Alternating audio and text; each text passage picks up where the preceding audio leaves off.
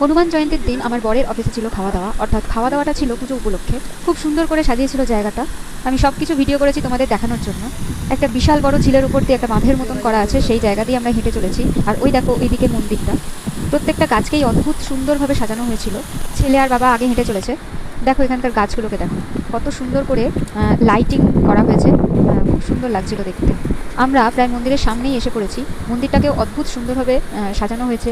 দূর থেকে তো খুব সুন্দর লাগছে। আর এদিকে দেখো প্রত্যেকটা গাছকেই খুব সুন্দর করে সাজানো হয়েছে। দেখো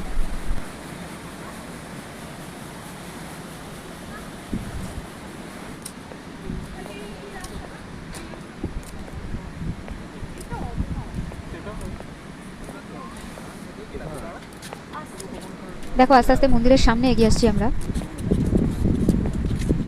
এই যে আমরা মন্দিরে চলে এসেছি। দেখো কত সুন্দর জায়গাটা লাগছে, মানে আমার তো প্রাণটা একদম ভরে গেল। ভিড়ভাট্টার থেকে আমার ফাঁকা জায়গা থাকতে সবচেয়ে বেশি ভালো লাগে।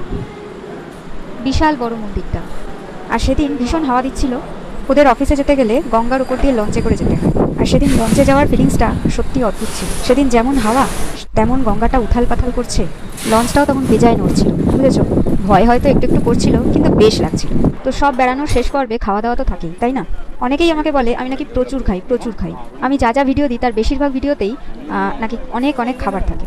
আর সব খাবার আমি পুরো একা খেয়ে ফেলি। বেশ করেছি বেশ করেছি, আরও খাবো আরও খাবো। আমার পেট আমার মুখ, আমি খাবো না তো আর কে খাবে? আমি নাকি দেখাচ্ছি একটু একটু খাই, কিন্তু আমি 100% খাই, এটাই সবাই বলে। যাক বাদ দাও, এখানে ছিল সব নিরামিষ খাবার দাবার। হনুমান জয়ন্তী যখন নিরামিষ খাবার দাবারই হবে। তবে আমার সবচেয়ে ভালো লেগেছিল দই বড়াটা। আর ওই জিলিপিটাও কিন্তু খুব ভালো ছিল। তো চলো খাওয়া দাওয়া কমপ্লিট, এবার বাড়ির উদ্দেশ্যে রওনা হয়েছি। তো চলো টাটা, বাড়ি যাই।